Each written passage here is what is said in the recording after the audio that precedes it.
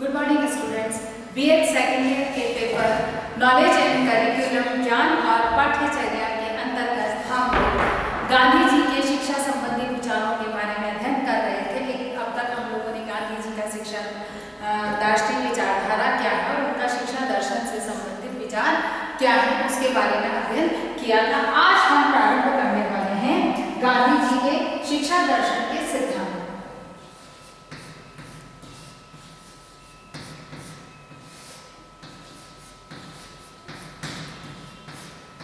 दर्शन के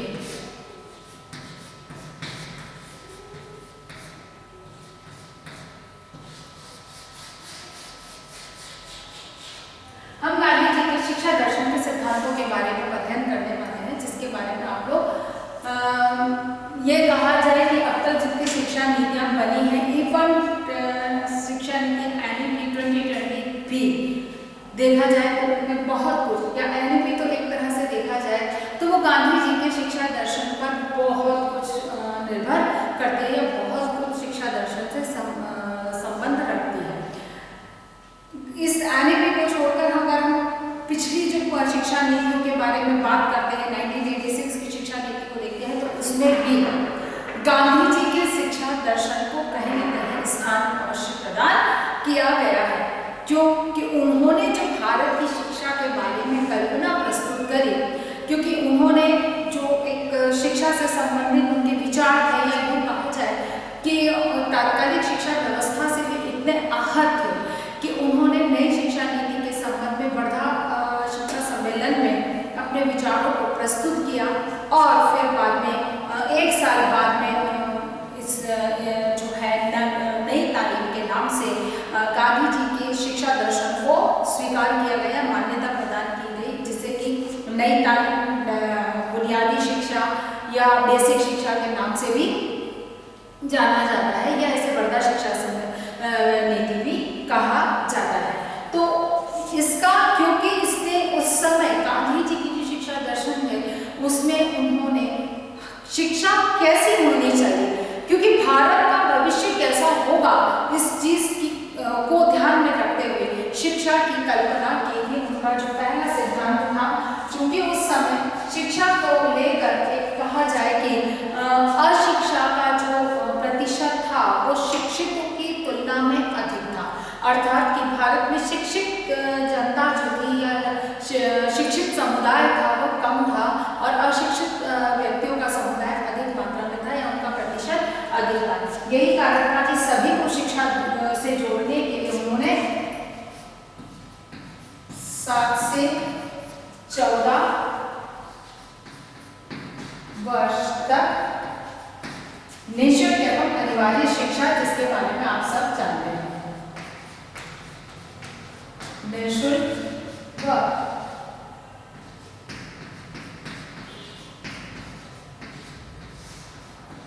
अनिवार्य शिक्षा, ठीक है ना।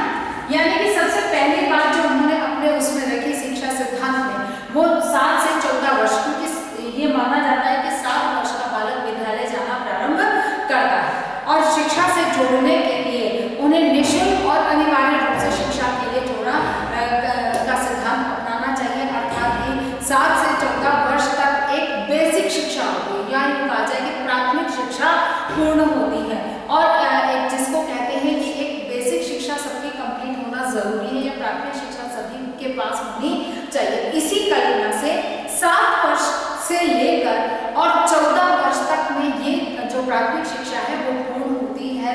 तो ये शिक्षा, ये अवधि जिसमें कि उनसे शिक्षा से के लिए किसी भी प्रकार का शुल्क न लिया जाए, किसी भी प्रकार का पैसा न लिया जाए, क्योंकि अगर पैसा लिया जाता है तो निश्चित है कि कई लोग उससे दूर जाने की कोशिश करेंगे। अब वो लोग जो कि दैनिक संसाधन जुटाने में जिनके लिए समस्या होती है, तो उनकी जो विचारधारा आज भी है कि पढ़ने के लिए अगर हम भेजेंगे बच्चे को तो कमा के क्या लाएंगे, और घर में फिर हम खाएंगे क्या।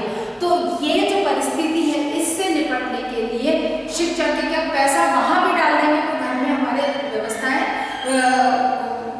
व्यवस्थित जो घर को चलाने में हमें समस्या आ सकती है। तो इन सब समस्याओं से निपटने के लिए 7 से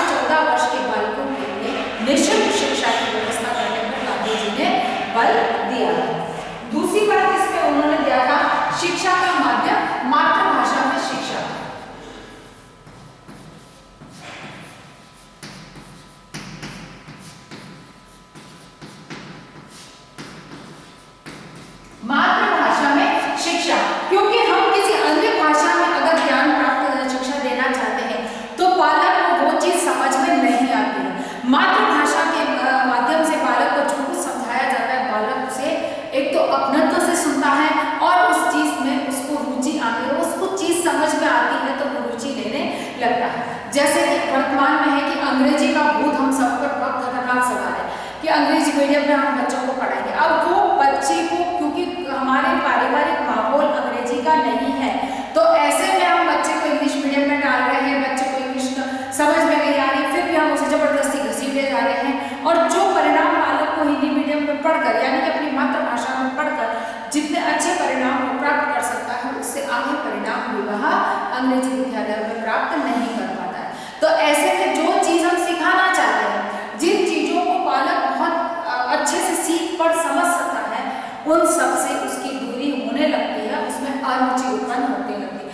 इसीलिए उनका मानना है कि शिक्षा का प्रचार प्रसार के लिए बहुत अनिवार्य है कि जो शिक्षा दी जाए वह मातृभाषा में ही दी जाए। मातृभाषा का मतलब केवल हिंदी से नहीं है, हिंदी भाषी क्षेत्रों में हिंदी से दिया जाए या अन्य जितने भी राज्य हैं, जो कि NEP 2020 में भी है कि राज्यों को स्वतंत्रता है कि वह हिंदी के साथ में या दूसरी भाषाओं के या स्थानीय भाषाओं में बालक को शिक्षा प्रदान कर सकते हैं। तो वही चीज़ है कि ये बात गांधी जी ने सबसे पहले दी थी कि बच्चों को मातृभाषा में ही शिक्षा प्रदान की जानी चाहिए। अगर वास्तव में आप बालक को शिक्षित करना चाहते हैं, तो अगर केवल ज्ञान का भंडार, मतलब एक तरह से कहा जाए कि एक ज्ञान का जो बुत तैयार करना है, तो फिर आप एक भिन्न भाषा में जो बालक की अपनी भाषा नहीं है उसमें उसको देकर और वो चीज़ रटा दो, वो बातें करेंगे। अगर वास्तव में शिक्षित करना चाहते हो,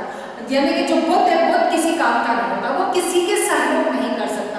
वही स्थिति कि अगर मातृभाषा से भिन्न अगर किसी अन्य भाषा में शिक्षा प्रदान की जाती है, तो वो व्यक्ति बुत की तरह ही रहता है, क्योंकि वह अन्य किसी के सहयोग के लायक नहीं होता है, क्योंकि उसे वो चीज़ गहनता से वो उससे नहीं जुड़ पाता, उसे वो चीज़ समझ में नहीं आती। इसीलिए मातृभाषा वह भाषा है जिसके माध्यम से बालक बहुत गहराई से जुड़ता है, किसी भी चीज़ को बहुत अपनत्व से ग्रहण करता है और रुचिपूर्ण शिक्षा को अर्जित करता है। फिर वहाँ पर केवल शिक्षित नहीं है, वहाँ पर वह एक ज्ञानी है, जिसमें कि वह हर जहाँ जिस भी क्षेत्र में खड़ा होगा वहाँ पर सेवा, जो कहते हैं कि शिक्षा बालक के सर्वांगीण विकास, तो वो सर्वांगीण विकास संभव हो पाए। अगला सिद्धांत आता है अंग्रेजी को स्थान नहीं।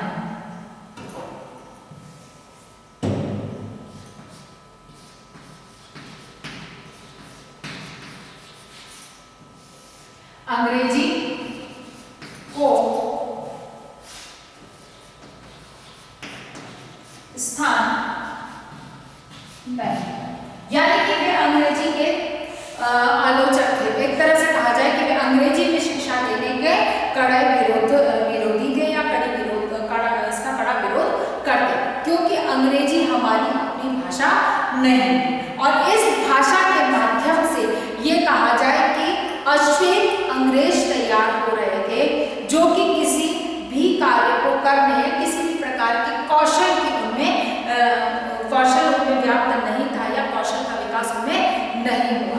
ऐसे में वे केवल एक डिग्रीधारी बेरोजगार की भीड़ तैयार हो रही थी। इसीलिए वे अंग्रेजी के विरोधी थे और उनका कहना था कि अगर आप प्राथमिक स्तर तक शिक्षा देना चाहते हैं तो वहां पर अंग्रेजी को स्थान, अंग्रेजी का वे विरोध नहीं करते थे। वे कहते थे कि मैं अंग्रेजी का विरोधी नहीं हूँ, लेकिन अंग्रेजी वहीं तक उपयोग में लाई जाए जहाँ तक कि हम उसको समझ सकें और उसके माध्यम से हम किसी सूचना को ग्रहण कर पाए। हम दैनिक जीवन की क्रियाकलापों में, दैनिक उसमें हम अंग्रेजी का उपयोग नहीं कर सकते, क्योंकि ये हमारी अपनी मातृभाषा नहीं है। बालक को दैनिक शिक्षण में हम इसका उपयोग नहीं कर सकते।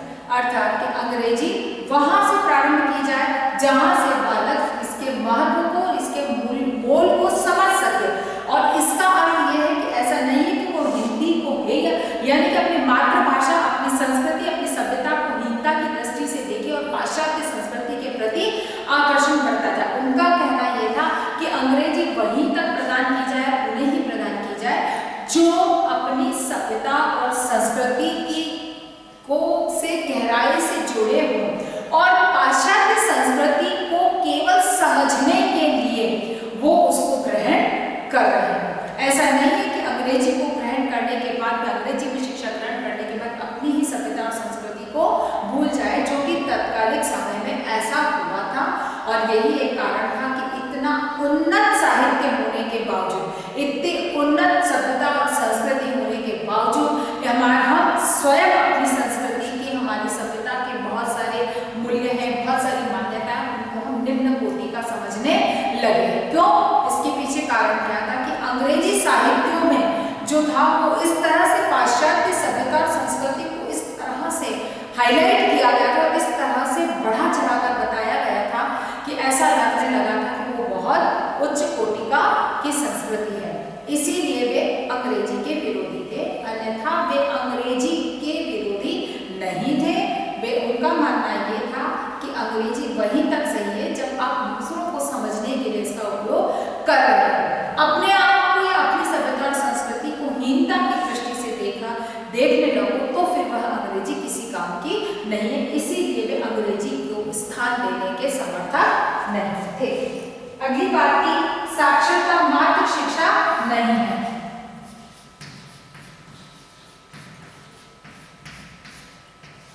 साक्षरता मात्र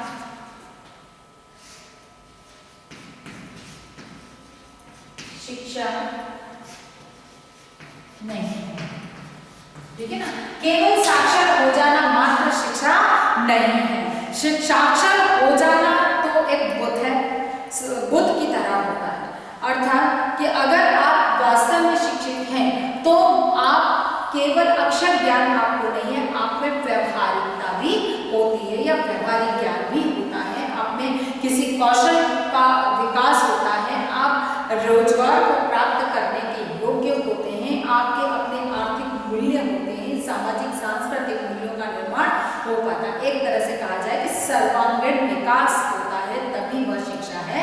बाकी शिक्षा का मतलब साक्षर होना मात्र, जो साक्षर हो जाना मात्र को हम शिक्षा नहीं कह सकते।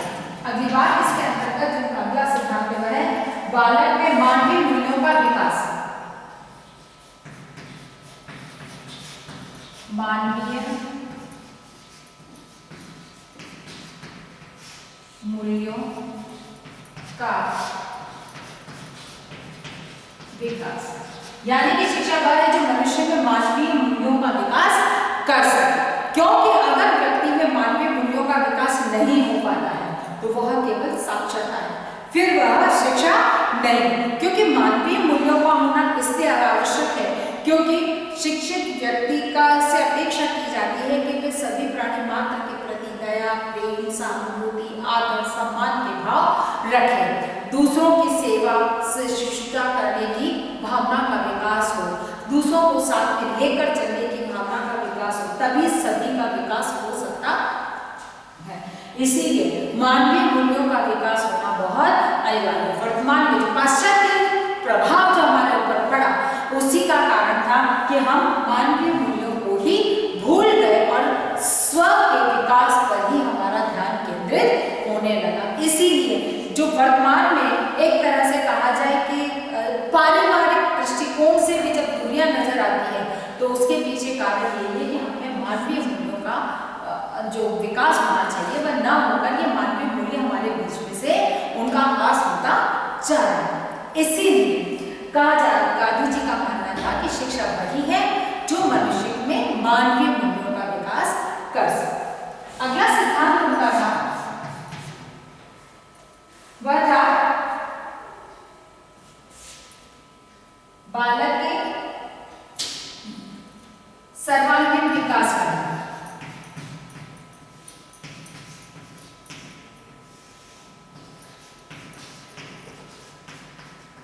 सर्वांगीण विकास होना यानी कि बालक का सर्वांगीण विकास होना चाहिए। अब वो सर्वांगीण विकास में क्या है, उसका शरीर, मन, हृदय, आत्मा सभी का विकास होना चाहिए। स्वास्थ्य के दृष्टिकोण से शारीरिक विकास, शारीरिक वृद्धि के प्रति बालक को संपूर्ण जानकारी होनी चाहिए। स्वास्थ्य क्या है, किस तरह से उसका शारीरिक विकास होता है, वृद्धि होती है, इसकी जानकारी होनी चाहिए।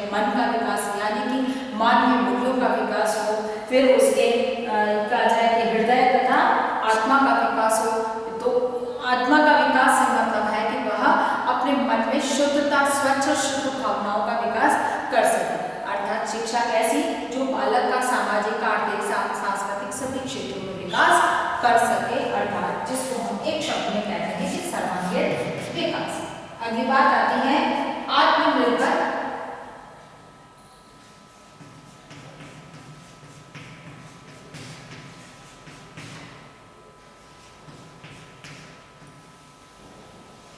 आत्मनिर्भरता शिक्षा वह जिसमें व्यक्ति आत्मनिर्भर हो सके, दूसरों के ऊपर निर्भर न रहे, आत्मनिर्भर हो। आत्मनिर्भर यानी कि अपना व्यवसाय स्वयं बनाए, अपना रोजगार स्वयं उत्पन्न करे और अपने लिए आर्थिक संसाधन स्वयं जुटाए। ऐसा नहीं है कि दूसरा नौकरी देगा तभी उसके घर में चूल्हा जलेगा, इस चीज के वे समर्थक नहीं है। हाँ, ये बात अलग है कि यहाँ पर मानवीय मूल्यों के माध्यम से गांधी जी ये चाहते थे कि अगर आप में क्षमता है कि आप कोई बड़ा उद्योग स्थापित कर सकते हो, तो इस बात का ध्यान रहे कि आप अपने विकास के लिए कर रहे हैं, लेकिन आपके सराउंडिंग में जितना भी समाज आपसे जुड़ा है उसका विकास भी आपके इस उद्योग पर निर्भर होगा। अर्थात जहाँ आप उद्योग स्थापित करोगे तो वहाँ के आसपास के 100 घरों को रोजगार प्राप्त होगा। अब यहाँ पर रोजगार कैसे प्राप्त होगा? किसी की दया से नहीं, आपके अपने कौशल से। अर्थात कि भले ही चाहे आप किसी अन्य के उद्योग में कार्य कर रहे हैं, लेकिन आप आत्मनिर्भर होंगे कब? जब आप में किसी प्रकार का कौशल होगा, किसी प्रकार के स्किल आपके अंदर होंगे। अब वो कैसे? जैसे आप एक मशीन को ठीक करने में का कौशल आप में बहुत अच्छा है, यानी कि आप में एक स्किल है कि आप किसी भी एक मशीन को बहुत अच्छे से और शीघ्रता से रिपेयर कर सकते हैं, उसको मेंटेन कर सकते हैं। तो आप उस उद्योग में किसी की दया पर रोजगार प्राप्त नहीं कर रहे हैं, वहां पर आपने रोजगार प्राप्त किया है किसके दम पर? आपके अपने कौशल के दम पर। अर्थात कि आपने अगर वहां से अपनी दूरी बना ली है, आप वहां से छोड़कर जाते हो, तो निश्चित है कि एक बार वहां उद्योग पर आपके छोड़ने का या आपकी अनुपस्थिति का प्रभाव दिखाई देगा। कहने का मतलब कि गांधी जी का ये कहना था कि व्यक्ति में आत्मनिर्भरता होनी चाहिए। वो कैसे होगी? जब उसमें किसी न किसी प्रकार के कौशल का विकास हो। इसीलिए वे आत्मनिर्भरता पर बल देते हैं। अगली बात जो थी उनकी बात ही, अगला सिद्धांत बता उत्पादक संपूर्ण शिक्षा उत्पादक उद्योग पर आधारित है।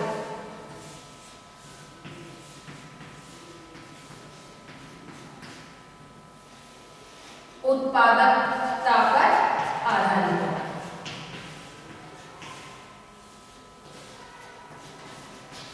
ठीक है, उत्पादकता पर आधारित है, यानी कि उसमें उत्पादकता यानी कि जो कुछ भी सीखा जा रहा है उसका आउटपुट होना बहुत जरूरी है, यानी कि उससे आपको कुछ रिजल्ट या कुछ परिणाम, या यूँ कहा जाए कि हम जैसे रुई को, कच्चे सूत को हम चरखे में डालकर और धागा प्राप्त करते हैं, तो उस रुई को चरखे में डालना, चरखे में डालने से हमको उत्पादन क्या प्राप्त हो रहा है? धागे का। इसी तरह से शिक्षा जो है वो इस तरह की हो कि उसका कोई ना कोई आउटपुट अवश्य हो, केवल अक्षर ज्ञान तक वंचित सीमित न रहे। जैसे कि एक बात यहाँ पर कही जाती है कि बहुत सारे ऐसे समुदाय हैं या बहुत सारे ऐसे लोग हैं जो आज भी शिक्षा से अपने आप को दूरी बनाए रखना चाहते हैं। क्यों? और विशेष रूप से कहते हैं लड़कियों को पढ़ाकर क्या करेंगे? क्यों भाई, लड़कियां क्या करेंगी? घर का ही तो काम करना, उनकी पढ़ाई पे इतना खर्चा करेंगे, इससे तो अच्छा है कि हम उनके शादी ब्याह में खर्चा कर देंगे। ये एक आम टेंडेंसी है लोगों की, लेकिन उनका कारण, उनकी सोच का कारण क्या है कि वो एक तरह से कहा जाए कि अगर वो पढ़े लिखे हैं तो केवल साक्षर हैं, वे शिक्षित नहीं हैं। क्यों? क्योंकि शिक्षा के महत्व को वो नहीं पहचान रहे हैं। उनके हिसाब से शिक्षा का में उत्पादकता क्या है? आपको कोई नौकरी मिलेगी तो शिक्षा की उत्पादकता है, आप काम धंधा कर पाते हैं तो वो शिक्षा की उत्पादकता है। पर शिक्षा में उत्पादकता का गुण होना चाहिए। वो कैसे हो? यानी कि अब एक लड़की है, अमूमन लड़कियों के लिए कहा जाता है कि उनको घर में ही तो रहना है। हाँ, घर में रहना है, उनको घर में रहकर ही अपने घर परिवार की साथ संभाल करनी, उनकी देखभाल करनी है। ठीक है, तो फिर उसमें ये कहा अशिक्षित व्यक्ति भी अपने और महिलाएं भी अपने घर को अच्छे से संभाल लेती हैं। लेकिन अगर दोनों में तुलना की जाए, शिक्षित और अशिक्षित में अगर तुलना की जाती है, तो ये बात बहुत स्पष्ट है कि शिक्षित बालिका, शिक्षित व्यक्ति, शिक्षित महिला, जैसे कि कोई भी नया शोध निकला है या नई कोई जानकारी आई है कि परिवार के साथ संभाल के, जैसे कि अभी कोविड-19 की इस महामारी के दौर में बहुत सारे ऐसे हैं कि बातें हैं जिसका कि हमें एक रूल्स, एक नियम है या एक गाइडलाइन है जिसका हमें पालन करना अनिवार्य होता है। अब आजकल के फैशन के अकॉर्डिंग हमारे घर के बाहर जो पहले चौकड़ियाँ बनाई जाती थी जहाँ पर पानी की व्यवस्था होती थी और पानी को वहीं से किस तरह से हाथ पैर धो के घर में प्रवेश किया जाता था, आजकल वो चीज़ें खत्म हो चुकी। तो ऐसे में अगर एक शिक्षित महिला है तो वो उसके ऑप्शंस को ढूंढेगी, समझेगी, पढ़ेगी और उससे, जैसे कहा जाता था इसमें ये था कि सैनिटाइजर्स का यूज़ करो, सैनिटाइजर डुप्लीकेट आ रहे थे जो कि बॉडी के लिए हार्मफुल थे, तो बहुत सारी ऐसी रेमेडीज थी जिनके माध्यम से हम घर में ही सैनिटाइजर बना सकते थे। तो अब आप बताइए, मेरे को कहने की आवश्यकता नहीं है कि शिक्षित और अशिक्षित में क्या अंतर है। शिक्षित महिला उस चीज़ को सुनकर और आसानी से पढ़कर आसानी से एक जो ऑप्शन था उसका उपयोग कर सकते हैं। तो कहने का मतलब है घर का बजट कैसे बनाना है, घर में किस तरह से व्यवस्था करनी है, साफ सफाई के क्या लाभ है, किस तरह की स्वच्छता सबके स्वास्थ्य के प्रति किस तरह, एक न्यूट्रिशनली किस प्रकार के भोजन की आवश्यकता होती है, तो अपने भोजन में किस तरह से बैलेंस बनाकर रखें, ये सारी चीज़ें क्या है, शिक्षित महिला इन चीज़ों को बहुत अच्छे से समझकर और अपने दैनिक जीवन में उपयोग में ला सकती है, जबकि अशिक्षित महिला जो अपने परंपरागत तरीके से चला आ रहा है उसको फॉलो करें।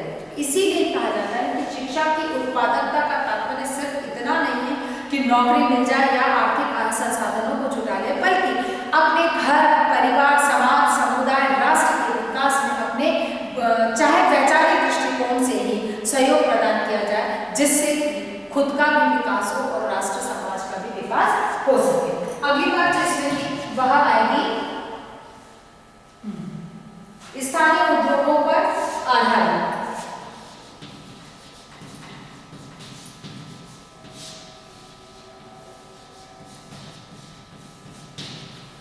स्थानीय उद्योगों पर आधारित, यानी कि लोग अभी का जो नारा है लोकल टू वोकल करके, वही चीज यहाँ पर भी गांधी जी ने इतने सालों पहले दे दी, अर्थात कि स्थानीय उद्योगों के द्वारा ही व्यक्ति को आत्मनिर्भर बनाया जा सकता है। तो ऐसे में शिक्षा की व्यवस्था ऐसी हो जो स्थानीय उद्योग धंधे, जो स्थानीय व्यवसाय हैं उनकी का प्रशिक्षण बालक को प्रदान करके और उसे रोजगार, स्वरोजगार उत्पन्न करने के लिए प्रेरित कर सकती है। अर्थात कि ये जो शिक्षा है इसमें व्यक्ति में जो बेरोजगारी है इसको दूर करने के लिए स्थानीय उद्योगों का सहारा लिया जाए। स्थानीय उद्योगों का सहारा लेने से मतलब क्या है कि लोगों को स्थानीय उद्योग जो है उनकी जानकारी उन्हें प्राप्त हो। जैसे वर्तमान में भी कहा जा रहा है, NEP 2020 में भी इस बात को कहा जा रहा है कि स्थानीय उद्योगों के या कहना चाहिए वोकेशनल एजुकेशन पर अधिक बल दिया गया। इसके लिए क्लास 6 से ही इंटर्नशिप का प्रावधान रखा गया है, अर्थात कि जैसे बालक को कोई लकड़ी के कार्यों में रुचि है तो वो एक खाती के पास में जाएगा और इंटर्नशिप के तौर पर वहाँ पर उसे लकड़ी का कार्य कैसे किया जाता है उसका वास्तविक अनुभव प्राप्त करेगा। तो ये क्या है, स्थानीय उद्योगों पर आधारित शिक्षा है, जिसको स्थान NEP 2020 में भी दिया गया है, जबकि इतने सालों पहले गांधी जी ने इसकी कल्पना की। उसके बाद जो उन्होंने अगली बात कही थी गांधी जी ने अपने सिद्धांत में, वह था बालकों को अनुभव प्रदान करने के नई खोज करनी, नई खोज कर सकने हेतु अनुभव, ठीक है ना, यानी कि व्यक्ति को या बालक को अनुभव आधारित शिक्षा प्रदान की जाए। अब कि केवल अनुभव प्राप्त हो, ऐसा नहीं है। अनुभव इस तरह से प्राप्त हो कि वो कोई नई खोज भी कर सके, अपने अनुभवों के आधार पर कुछ नया समाज के सामने रख लेने में सक्षम हो। जैसे कि ये अभी जैसे कोविड-19 की जो एकदम स्थिति हमारे सामने आई थी, उस समय पीपीई किट्स की बहुत अधिक जरूरत थी। बाहर से आने में भी समय लग सकता था, क्वालिटी वाइज में थोड़ा सा हमको एडजस्टमेंट करना पड़ रहा था या जो भी था। अनुभव के आधार पर पीपीई किट का कपड़ा क्या होता है, किस तरह का होता है, तो कुछ रेडीमेड कपड़ा उत्पादकों ने या अन्य जैसे बैग्स या छाते आदि जैसे जो बनाते हैं, ऐसी उद्योगों ने अपने मटेरियल से, तो उस समय जो उपलब्ध मटेरियल था उसके माध्यम से पीपीई किट्स को बनाना प्रारंभ कर दिया। यानी कि ये उनकी एक अनुभव आधारित खोज थी कि जब पीपीई किट इस तरह से बनते हैं तो हम इसको यहाँ पर आसानी से बना सकते हैं, क्योंकि कपड़ा तो हम उद्योग चलाते ही हैं, कपड़ा हमें सिलना आता है, हमें पता है इसका नाप तोल कैसे होता है, तो इस ज्ञान का उपयोग हम पीपीई किट को बनाने में भी कर सकते हैं। तो कहने का मतलब क्या हुआ कि जो अनुभव आधारित शिक्षा है उसका नई खोज के अंदर उपयोग कर सकने वाला शिक्षा वही होगी, अन्यथा वो केवल एक साक्षरता मात्र रहेगा। अगली बात आती है शिक्षा के द्वारा उपयोगी, उत्तरदायी तथा गतिशील नागरिक का निर्माण। वो कहा जाए कि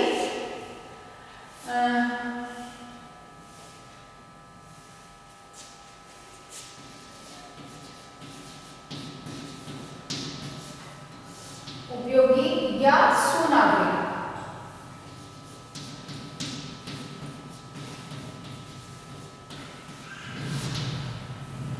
ठीक है, उपयोगी नागरिकता यानी कि किसी भी राष्ट्र के लिए एक उपयोगी या एक संस्कृत व्यक्ति कैसा हो सकता है।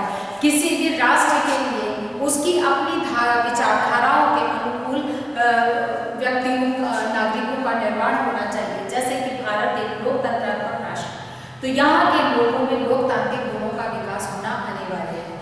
तो शिक्षा वही है जो किसी भी नागरिक को उसके राष्ट्र के योग्य निर्मित कर सके या राष्ट्र की विचारधारा के अनुकूल विचारधारा का निर्माण करने में सहयोग कर सके, वही शिक्षा है। अन्यथा वह केवल एक साक्षरता मात्र बनकर रह जाए। इसके बाद आता है शिक्षा को सैद्धांतिक विकास में 3 चरणों में बांटा गया है।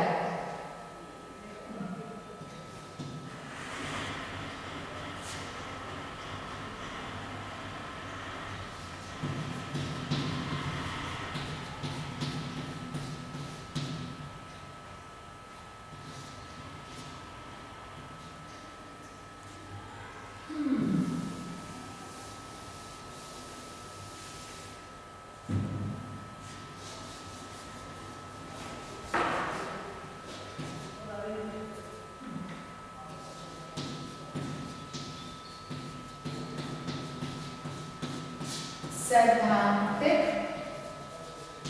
रूप से 3 चरण में बांटा गया। अब ये 3 चरण कौन से थे?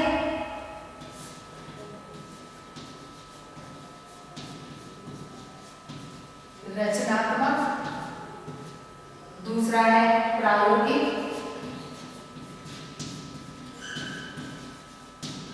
और तीसरा है निर्माण। अर्थात कि शिक्षा का जो सैद्धांतिक स्वरूप है उसको 3 तरह से बांटा गया है। पहला है रचनात्मक, जिसमें कि रचनात्मक ज्ञान की प्राप्ति होगी, क्योंकि जब तक सैद्धांतिक रूप से नहीं बताया जाएगा तब तक उसका प्रायोगिक स्वरूप बालक को उपयोग में, व्यावहारिक रूप में स्वरूप में नहीं आएगा। फिर दूसरा है प्रायोगिक, जब हम रचनात्मक ज्ञान किस तरह से क्या है, रचनात्मकता की विचारधाराओं का, रचनात्मक गुणों का विकास करेंगे। उसके बाद अब प्रायोगिक शिक्षा सैद्धांतिक माध्यम से प्रायोगिक शिक्षा और प्रायोगिक स्वरूप किस तरह से उपयोग में लाया जाता है इसको सिखाया जाएगा। फिर निर्माण कार्य कैसे, यानी कि सैद्धांतिक स्वरूप के माध्यम से हम प्रायोगिक, रचनात्मक और निर्माणात्मक पक्ष की तरफ बालक को लेकर जाए। यही शिक्षा के सिद्धांत, अर्थात गांधी जी के शिक्षा के सिद्धांतों को हमने समझा। अब इसी के आधार पर हम आगे गांधी जी की शिक्षा संबंधी या शिक्षा का अर्थ किस तरह से परिभाषित करते हैं और आगे शिक्षा के लिए उन्होंने किस तरह के पाठ्यक्रम और आदि की कल्पना की है, हम इसको नेक्स्ट इसमें देखेंगे। तो आज हमने गांधी जी के शिक्षा दर्शन के सिद्धांतों को समझा, जो आशा करती हूँ कि आपको ये सिद्धांत अच्छे से समझ में आए होंगे। हालांकि ये चीज आप फर्स्ट ईयर में भी देख चुके हैं, लेकिन ये एक तरह से रिवीजन भी समझ सकते हैं और एक तरह से नया जो अनुभव है वो भी आपका संभव है। क्वेश्चन है,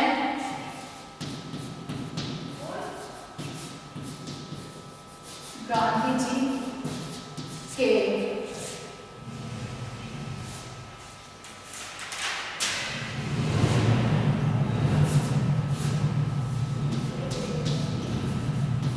शिक्षा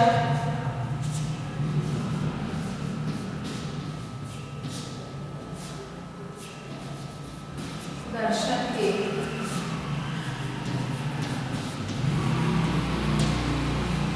सिद्धांत को स्पष्ट कीजिए। ठीक है, गांधी जी के शिक्षा दर्शन के सिद्धांत को स्पष्ट कीजिए। अपनी बात को समाप्त करने से पहले कोविड-19 की इस महामारी के दौर में अपने आप को सुरक्षित रखें।